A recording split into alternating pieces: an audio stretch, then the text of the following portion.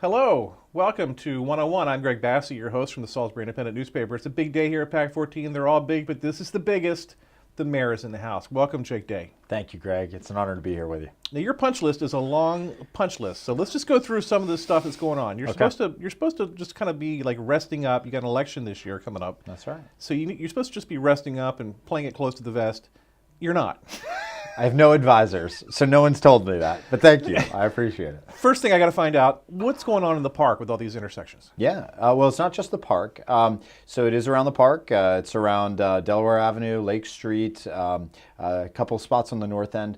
Any intersection where we have had a major injury or a fatality over the last 40 years, we have put into our list for an intersection that needs improvement under our Vision Zero plan. Vision Zero is a philosophy adopted by many transit agencies or transportation departments that basically says, we can fix this. We should have zero deaths. There are ways to design intersections that can accommodate pedestrians in the modern world. That's right. And unfortunately, it takes an acknowledgement that in the past we've done some things wrong. Right. And what that means is you essentially have to acknowledge that it was more important to us that a car be able to turn from Snow Hill Road onto South Park Drive at 35 miles per hour than it was that a mother pushing a stroller survive an accident. Right. And that's insane. Right. Of course, it's more important that we want survivability, protection of people to be more important than convenience. So it takes an acknowledgement of that, though, and to know that someone in the past chose convenience over safety. Right. And that's true of all sorts of things. We're not the only. I mean, look at industry over decades and centuries. I mean, they've all promoted profit or convenience over safety at one point or another, and you recognize the failure in that judgment and in that thinking, and you fix it. That's our responsibility. These are areas where there are more and more people, and more people are on foot these days than ever before, because that's just how we're motivated now. And I can't tell you, I mean, right, we were talking a few minutes ago about the marathon, the upcoming Run Salisbury Festival with the marathon, people jogging in the park, walking along our urban greenway corridor. There are more people out and about. There are more people that are active and mobile, and our population's growing. But ultimately, I think it's also about acknowledging that these are relatively easy, affordable fixes to those mistakes. Like we can do this, and we can do it without a lot of money. In fact, we're doing all the work we're doing right now within our existing curb and gutter budget, asphalt budget. I mean, these are things that we had already budgeted for. We don't identify at the start of the year the intersections that will get attention, the areas of curb and gutter that are needing improvement. And some of these spots had old asphalt roll curb from 50 years ago. We have nothing else there. So this is an improvement also in aesthetics. Right. Now downtown on Main Street, the streetscape's going really well. It's phase 3? Phase 3. So this is the third of 5 blocks. So we'll finish this block. Now the other 2 blocks don't have as much of the water and sewer project.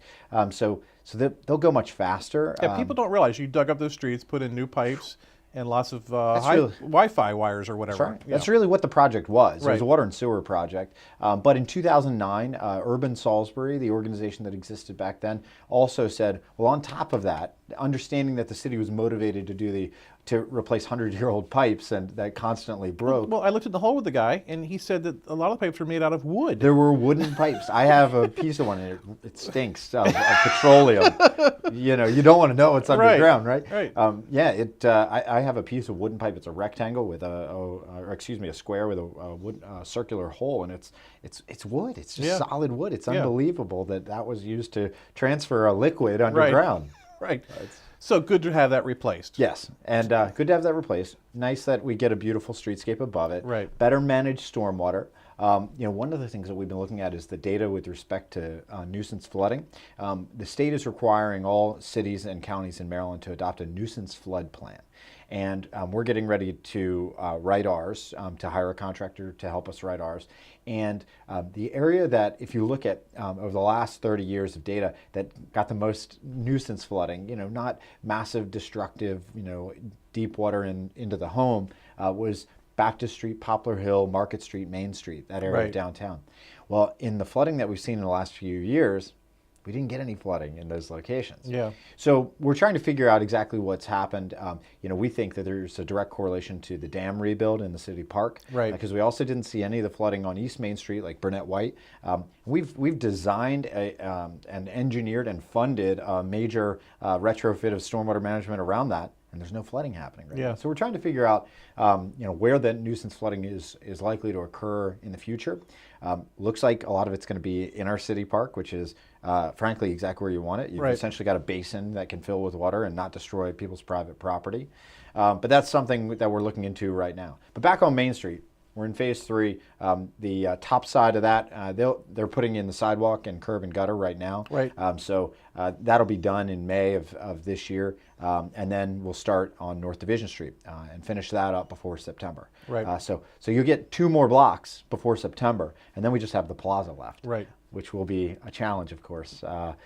A faster phase, but still a challenge. Even 3 to 5 months of construction on that plaza is going to be disruptive to the business owners there. Right, and there'll be pressure on phase 4 because you want it done before the folk festival. That's right. There will be pressure. You are 100% right. So we're going to be feeling it. Fortunately, that section of North Division Street, there is no water and sewer pipe replacement. Those are modern pipes in good condition. So there's a couple little repairs that need to be done. But then it's mostly curb, gutter, sidewalk, asphalt, landscaping, street lights, the fiber, the 1 gigabit fiber that we're connecting, trash cans, benches, recycling bins, things like that, outdoor seating. The street lights from Baptist to Route 13 are beautiful. I love them. And I know you were very picky about that. I remember during the process, you were like throwing out all these ideas for lights, and you like these other lights. What's critical there is that we adopt something that's the standard. Right, you wanted all the lights to be the same. That's right. Yeah. What's really frustrating is, you can't make, and you don't want to make, the private side of people's property lines all look exactly the same, right? You want there to be some interest, some intrigue, some architectural differentiation. It's one of the reasons why, we shouldn't have a historic district downtown. You should protect the historic buildings, which are already protected under law, and then you should let the other buildings be of the era that they're in. And have some design guidelines, have architectural guidelines, but it shouldn't be trying to create Williamsburg. Right. That's a mistake. That's a huge mistake. And most places have adopted law that says explicitly, we don't want to do that anymore. But in the situation that we're dealing with in downtown and really citywide is on the public side of the property line, it doesn't need to be wacky. It ought to be rather staid. It ought to be the same. Just clean and uniform, clean, well maintained. Yeah, well lit. Absolutely. And we can pull that off. We can do that. That's cool.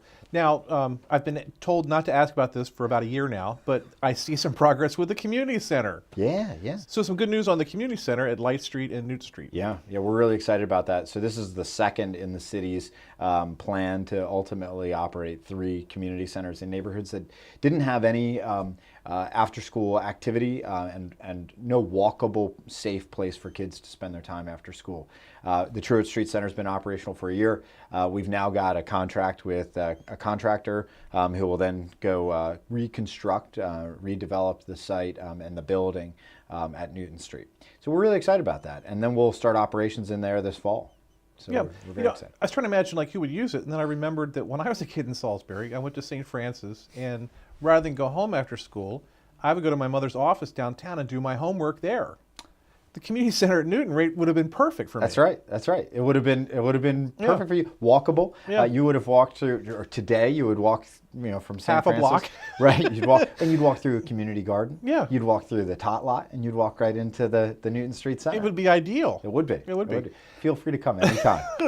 And also the again, where I have no imagination, and thank goodness people do, other than me, the Truist Street Center. When you wanted to build that, I was like, that doesn't make any sense to me, and it's a tremendous success. You know, we average about 57 kids after school every day in that building, and two programs. One is run by the Salisbury Pride Lions, and that's included basketball, homework help, some mentoring, and a dance program. And the second is run by Chesapeake Health. And that's a targeted audience program focused on kids who need some level of counseling and support, and we're really proud to have that partnership.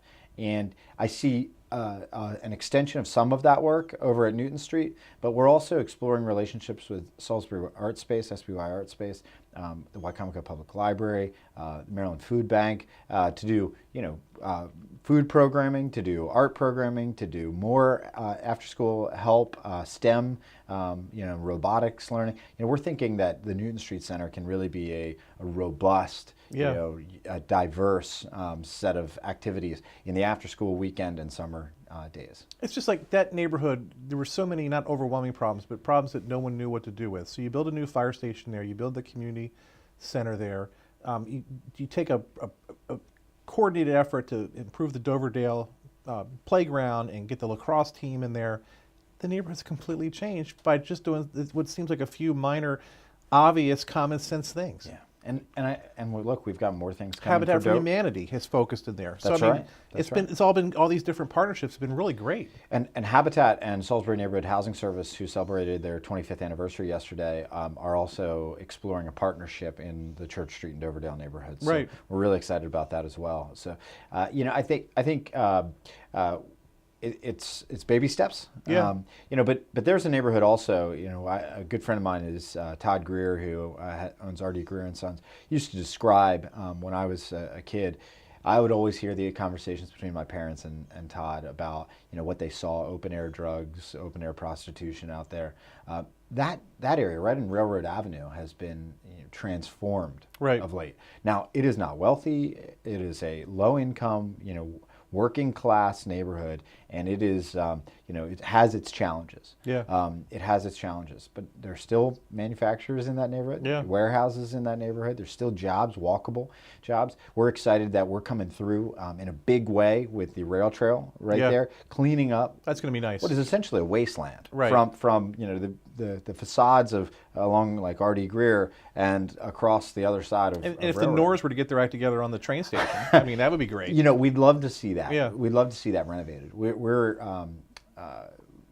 conscious that is opportunity embodied in a beautiful old building that could be something special. Yeah. And they've got a plan, so I'd like to see it executed. And I'd like to think they showed up at the ribbon cutting for the announcement of the funding that we got from the state for the rail trail. Right. I'd like to think that they see it as opportunity with us investing nearby right. as well. So we'll see. So I'm excited about that. I'm also excited that we were able to tear down 401 East Church right at the intersection of Route 13 and Church Street and Route 50, this massively busy intersection. Frederick Douglass actually walked from the railroad station to Chipman. Right. When he spoke at Chipman, then later spoke on the courthouse steps. Right. But he actually walked right past the location of this mural.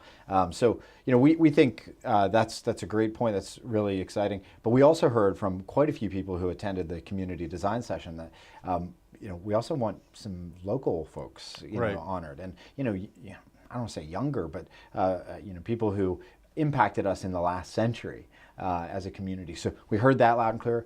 We heard a lot about railroad motifs being incorporated. So I think you'll see, if you've been to Cambridge, there is a... Yes, beautiful. You know the mural? Exactly. The Tubman. So there's that great mural. Yes. With Harriet Tubman right in the center. And there's all sorts of aspects of Cambridge's history embodied in one mural on the old Burger King site, where the Burger King was torn down right there at Maryland Avenue and Route 50. It just speaks to the local pride, civic pride. Absolutely. And so in the meantime, our housing and community development team, led by our senior code enforcement officer, has done landscaping on 3 parcels around it. Right. We're going to be adding some more and adding even a sign, sort of a welcome to historic Church Street neighborhood, which by the way is the only Maryland designated historic area in Salisbury. Wow. Yeah, kind of interesting. We've got our own, historic districts in Camden, Newtown, and downtown, but this is the only state-designated historic district.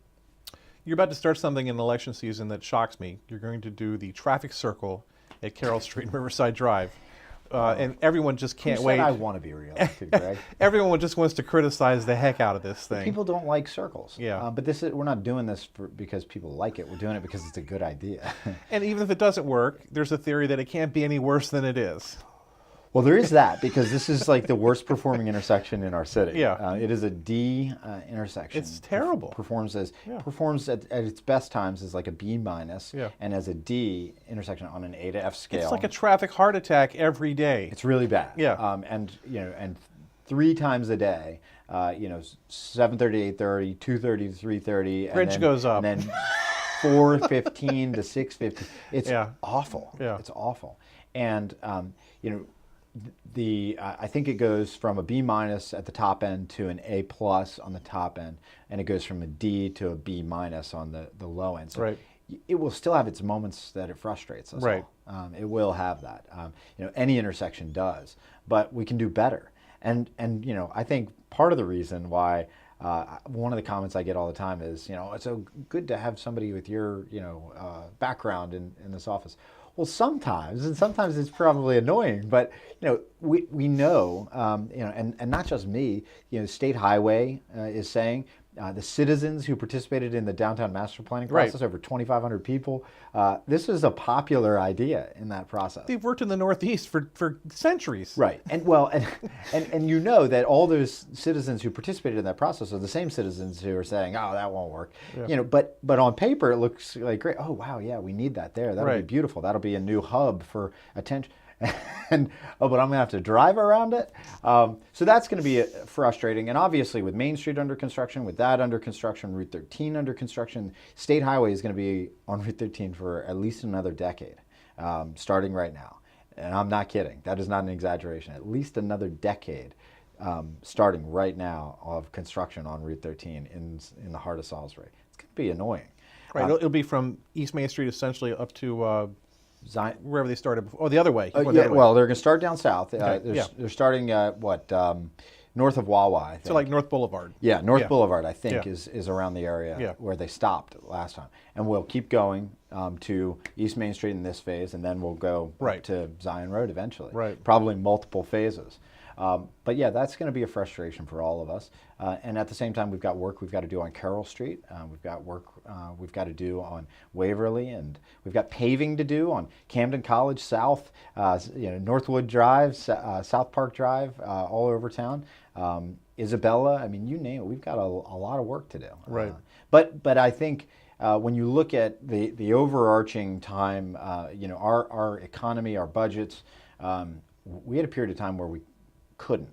Right, and that's my next Couldn't question. do a lot of this work. I remember we couldn't fix the City Park Bridge for like 4 years because we didn't have any money. But it looks like we're spending a lot of money now. So how is all this adding up? Yeah. So we've been really blessed over the last few years that our revenues have been growing because our assessment's grown. We haven't had to raise taxes. 3 years ago, we kept the constant yield, which was less than a penny increase in our tax rate. A lot of that's for sewer. You've got a sewer problem. Now then we've got our sewer, water and sewer, which doesn't come from taxes, Right. But is funded from water and sewer fees. And what we learned we hired a company to tell us what our water and sewer rates should be, and they said, you cut them for 3 years, and that was ill-advised. If you had asked anybody, they would have told you don't do that. Right. But what we also found was that what we expected that we needed, we were advised you need an 8% increase in year one, and then like 6 years of a 5% increase, and then you'll be back on track. Well, we cut the 8% down to like 3.5%. And we didn't need all of that. So this year you're going to probably see a flat or maybe a modest 1% on water and sewer, so that we keep that going slowly. But growth enabled us to not have to increase those rates like we thought we would. Right. So we didn't need as much or we got financially healthy in our sewer accounts off of the 3.5%. And if we had done maybe 1.5% or 2%, we probably would have been okay.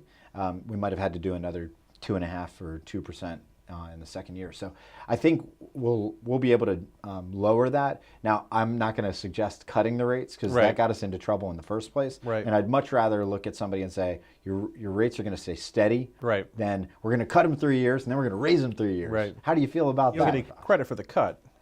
Very little credit. Yeah, yeah. No, right. Nobody really pats you on the back. But, Yeah. it feels good for a minute, and then ultimately it hurts because now people's rates are going back up. Rumors about a movie theater complex downtown. Yeah. So we are about to. We've gotten approval in closed session, but we're about to go to open session with the council to award the development of Lot 10. In closed sessions, real estate stuff's discussion at closed right. because people will speculate. You know, one of the promises that I made when I ran for city council was that, we're not going to sit on these surface parking lots, especially mostly empty surface parking lots Right. anymore. We're going to do something with them as intended in the plans back in the 60s. And we're going to get them out onto the street. This is the last big one. This was the last one that was not yet under contract. This is 13. This is at off of 13 Calvert. and 50. Yeah. So the busiest Yeah. the busiest intersection in the the city. center of the city. The center of the city, and highly visible. So it actually 26,000 cars a day go by there or whatever it is. 26 just on 13, and Okay, then yeah. another 17,000 on Right. 50. And not to mention Church Street, Broad Street, Calvert, Maine. You've got 60, 70,000 cars a day. So it actually plays well in statistics to a movie theater. In I this think case. I would want a business there. Yeah, so it's going to be really good for Yeah. them. What we're excited about is they drove this, and that's where most of our development deals have come from. It's not just been us hoping and wishing and throwing it out Right. into the winds. It's been somebody saying, I want it, here's what I would do, and us saying, it's got to be a public process. We'll go through an RFP, competitively bid, and if Right. somebody ends up with. In this case, the movie theater identified this as a lot that they would consider. We identified it as where we wanted them. They simultaneously looked around town with realtors, nixed everything else that they wanted. They want to be down by Salisbury University. They want to be in the southern half of the city. They don't want to be up north by the mall.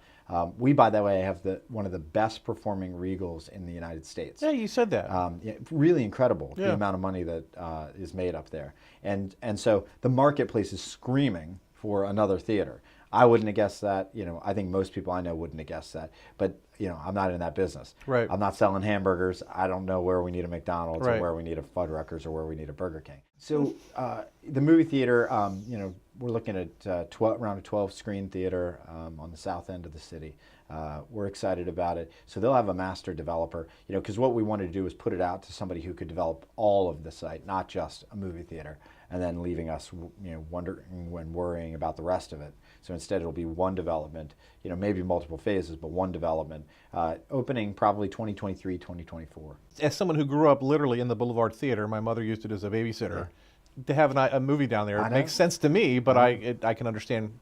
I remember seeing Arachnophobia in that theater. Gave me my fear of spiders. So if I'm the mayor, I'm going to sit in my office and talk on the phone and answer emails. You're going out in the community today out to Newton Street to go door to door and meet people. Yeah, which keeps me from answering emails in the phone. But this is important. 2 summers ago, we created the Neighborhood Walks program. We've now staffed up a neighborhood relations division of our Housing and Community Development Department, which was started also 3 years ago, shortly after I came into office. The idea behind the Neighborhood Walks is that we get to go out there, knock on doors. It's not just who chooses to call the city and say what's on their mind, but instead we're flipping the dynamic and being proactive and saying, what are you worried about? What do you see in your neighborhood that you think we don't? What do you want us to work on? What do you like that we need to sustain or grow? And how can we serve you? And it's also an opportunity to share information. So we carry around, we have our recycling staff and our sanitation staff that carries around Smoke detectors. information about recycling. We got firefighters that bring around smoke detectors, police officers that are out there to answer questions. We're not looking for people to say anything they're uncomfortable with. This is just about an opportunity to open that dialogue and show people that, hey, we're here for you. At the same time, a program that we started last year called Pop-Up Bus Stops, which we do with a slightly greater frequency, about 2 times a month during the warm months. We're going to have a pop-up bus stop today, right there in the sort of Newton Street area. So we'll do a bus stop, talk to the kids, have officers and folks from neighborhood relations and community development talk to the kids. Right after that, we'll start cooking the food for the barbecue. We do a free, either bring in a food truck or cook food and do a barbecue. So we'll prep that. That way we can invite people to just kind of come be neighbors and talk to each other in a casual setting over a hot dog or something. And then we'll go walk at about 4 o'clock. Walk for a couple hours all over the neighborhood, hitting about 13, 14 blocks, and have an opportunity to hear what people are interested in. It's and hard. about. It's hard work, though. Yeah, but I mean, I love talking to readers, but when I talk to readers, there's some anguish in talking to readers because they always want more. Yeah, that's right. They're going to demand of you, and there's going to be follow-up, and that's one of the challenges, of course. Last time we walked, the last one of the warm weather in 2018, in I think it was like late October or early November, we walked with the principal and staff at Prince Street Elementary. He's a great guy, And Jason. He's fantastic, and we walked and knocked on doors with them as part of our team. And it gave an opportunity for people to say, hey, I'm frustrated by this happening on school grounds. And city, although it's in the city, the sheriff's department has responsibility. Yeah. So it meant that we had more work to do. We had to talk to the sheriff's office. Jason had to talk to the sheriff's office. He had some infrastructure things that he had to ask about, like cameras and lights, to the school board. So it increased everybody's workload. But how else do you know? And sure. Any job like this, being mayor, is gives us multiple responsibilities in terms of constituent service. But I think none of them are going to be perfect. So you got to just get out of your comfort shell, put on your combat boots, throw on a sweatshirt, and go knock on people's doors and ask them what's going on. How do you do it? I work weekends. I see your vehicle there all the time. Last week on social networking, you get your kid in the office with you on a Saturday or Sunday. You've got 2 small children. You've got a very loyal wife. You've got this service. You're in the Army. Jake, how do you do it? I assume it all comes crashing to an end with a heart attack or a stroke or something. I don't know, Greg. I love my job. I really do. This is what I was meant to do with my life. I can't go any day that somebody doesn't say, you're going to run for governor, or you're going to do this.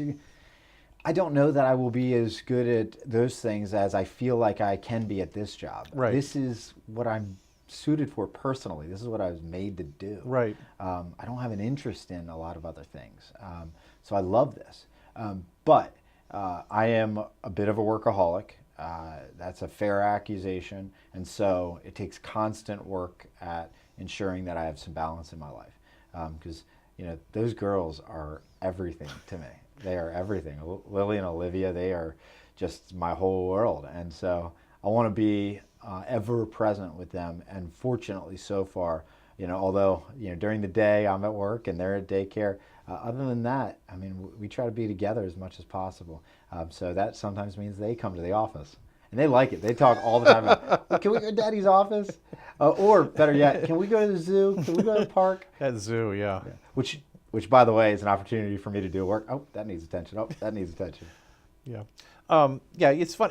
You think you know what life is. You finally figure out, you think you know what life's all about, and then you have the kids and you realize you didn't know anything at all. You're so right, Greg. Yeah. You're so right. Are you running for re-election? Can I ask this question? No, absolutely. I think I've said it a dozen times before. I want to do this job, and I want to do it right, and we're not nearly done.